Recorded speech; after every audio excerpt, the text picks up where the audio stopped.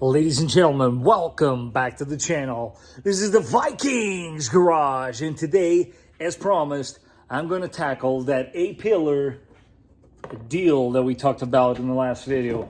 That's right, we are going to add a much needed handle to the A-pillar so that we can match the passenger side. But before we do that, I want to give you guys a small little update on another project that I have going on.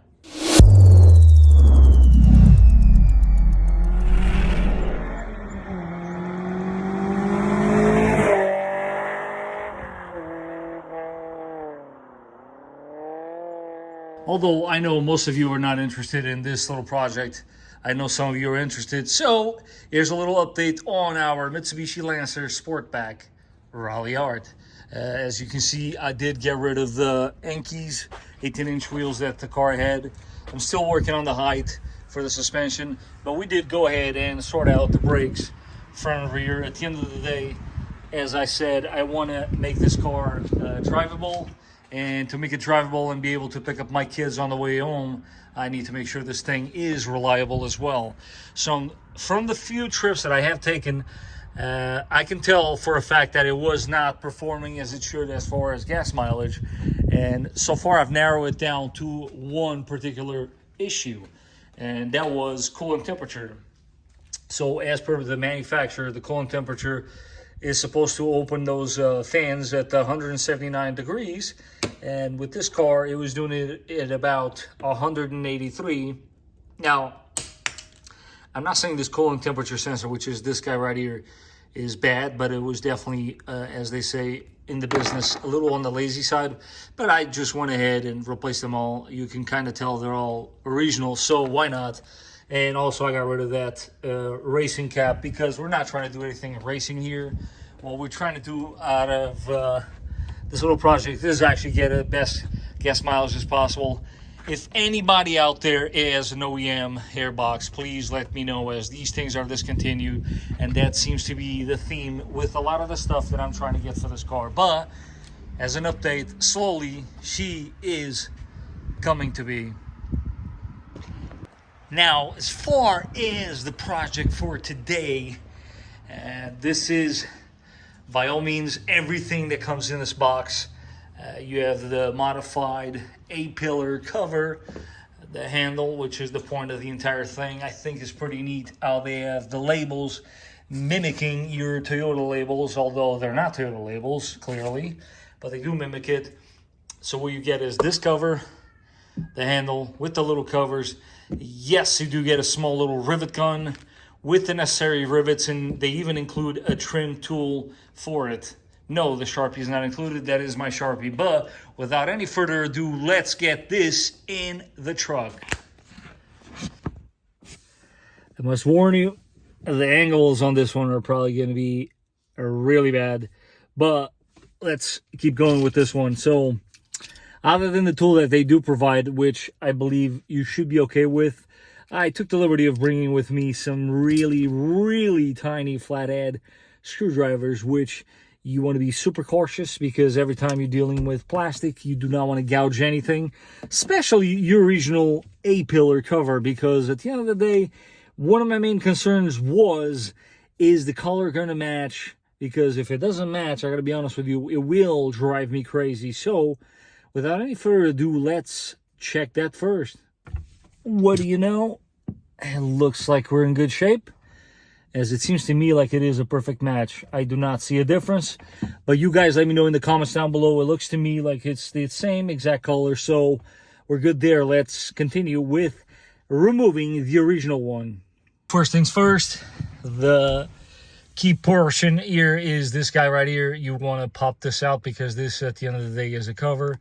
You want to, of course, try to use the tool that was provided, as it is plastic, and it is what I would recommend. But as you can see, you don't really have to grab a hammer and a chisel. It comes right off. So what you want to do now is grab your 10mm of choice and take that puppy out.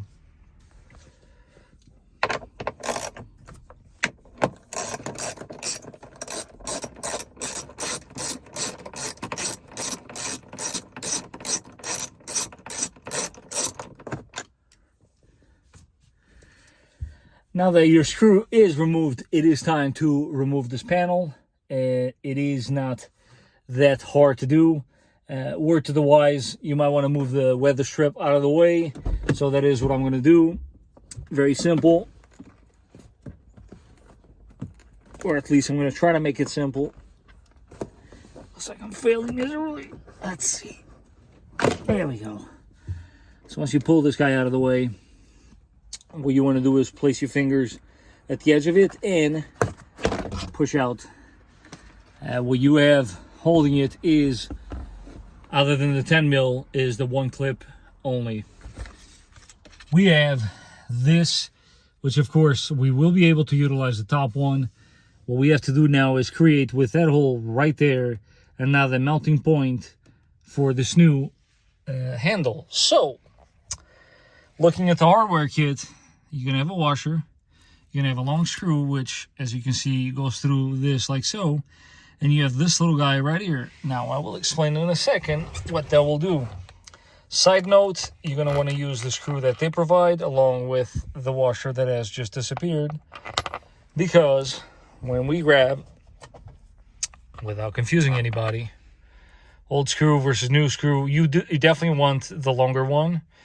Toss away the old one, because when you look at the way this is shaped versus the way that is, or I should say used to be shaped, as you can see, that's recessed.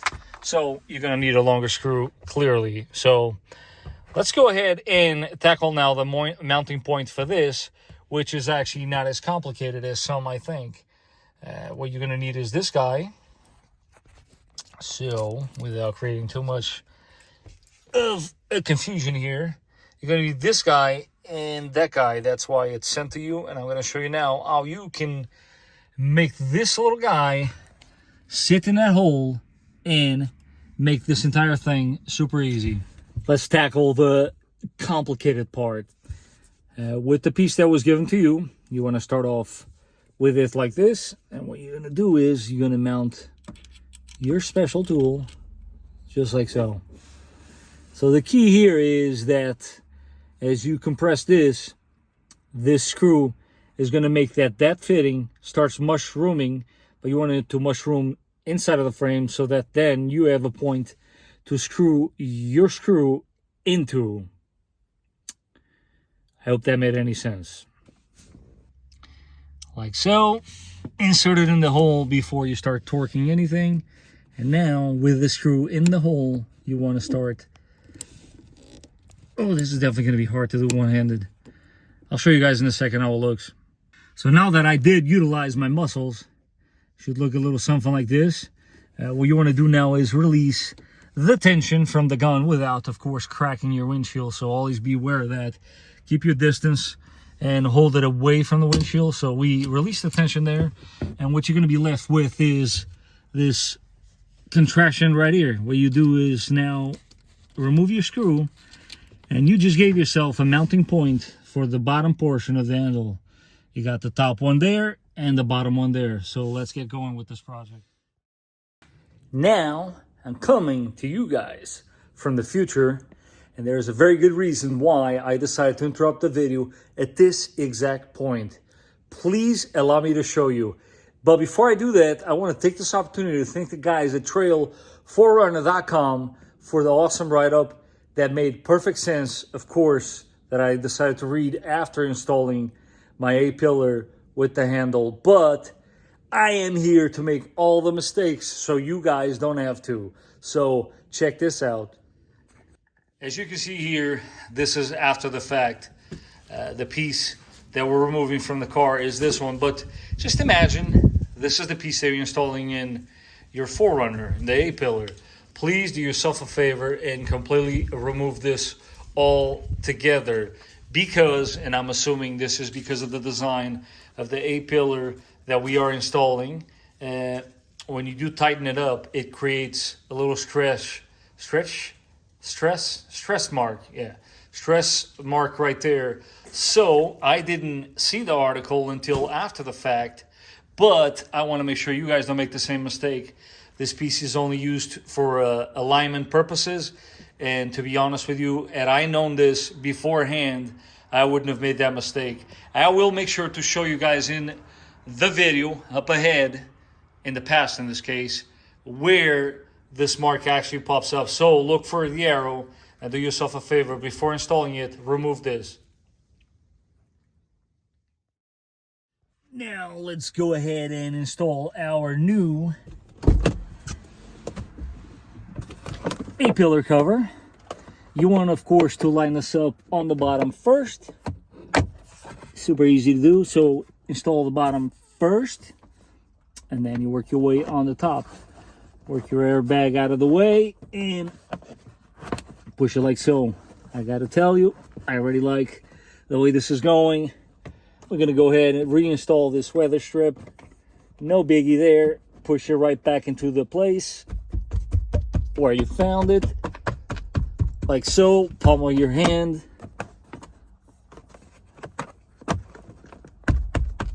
There we go. Look at that. Like nothing ever happened. So out of the hardware kit, what you want to do is grab your longer screw, not the longest, but you know what I mean, the longer screw, and you want to grab one of these guys, and you're going to go ahead and insert it like so. We're going to start off by placing this handle where it's going to live. Push it in, and now we're going to go ahead and install our screws. The shorter one, of course, goes on top, and what we want to do is somehow, some way, try to find the hole without dropping the screws. Not gonna lie, it seems like finding the hole so far is becoming a little challenging, but if I can give you any advice, just keep at it, and eventually, you know what I mean,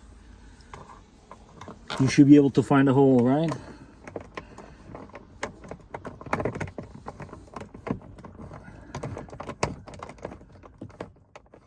I tell you, man, the angles with this video are just great. Word to the wise, when you do find the hole on the top, do tighten it, but not all the way in, because you're not out of hot waters yet. The fun is about to begin, because now we got to find the hole on the bottom. And speaking of the bottom, this is what you want to accomplish here. Place your little washer there in that screw, longer one, and insert it in the hole.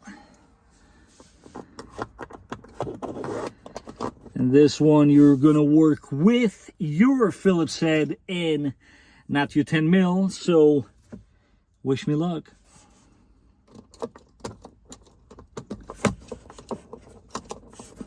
Come on.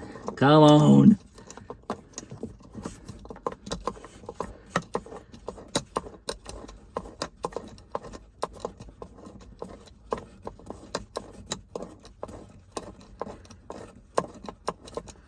No. Did I find it? Shut the front door. Man, I think we're lucky. Guys, the key here is, as you're working your screwdriver, see the placement of my hand?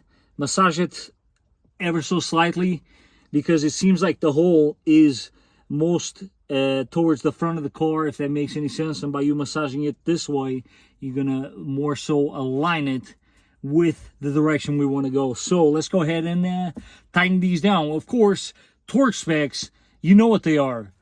Good and tight, as the Germans would say.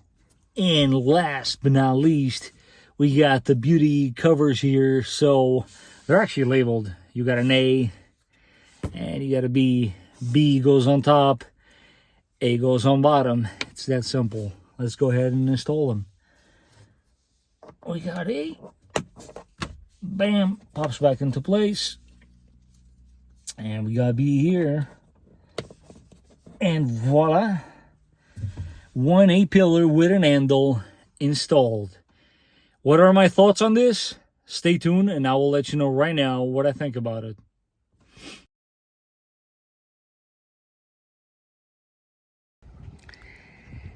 Tell you what, guys, it is dark out there and miserable, but she is looking fine as can be.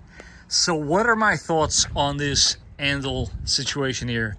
Let me show you guys my final assessment. Does it work? As you guys can see, yes. Now let's retrieve that movement back a little And I'm going to show you one of the first things that I did see, and I did remove it several times. See the gap there? So, as with everything aftermarket, do expect not there to be perfection. Will these be a very helpful modification for some? Absolutely. It is very rigid, and you can yank on it all you want. As you can see here, the finish on the bottom there is a lot better than the handle we just installed, but that's neither here nor there. It's totally up to you. And my particular one did come with a little flaw. The company does offer, for a cheaper price, some that come with flaws. Mine obviously is this little thing here, which, to be honest with you, it's not that bad. Again, fitment on top here, probably not perfect by some people's standards versus OEM. But to be honest with you, you would have to really be paying attention to that in order to actually see it. And last but not least, you do not have the SRS curtain airbag stamp. Just a little observation. I think it would have been neat if they placed that there. But all in all, I gotta say, I do like it. And if I had to give it from a scale of 1 to 10, I definitely give this a solid 8, as it is a very nice feature to have. And from an outside perspective, when someone does look at your truck, it will look a little more symmetrical in this area. And there you have it, guys. Just like everything else, I'm going to go ahead and place my original A-pillar cover on that box. And you know what I'm going to do with it. I'm going to hold on to it, as you should with everything else that you replace on your truck. Because you never know down the line how things might wear and tear. And on that note, guys, I hope you found this video to be useful and informative. Step by step, I have absolutely no doubt you guys too at home can accomplish this as well. Until the next time, I hope you're enjoying your trucks, and I will catch you guys on the next one.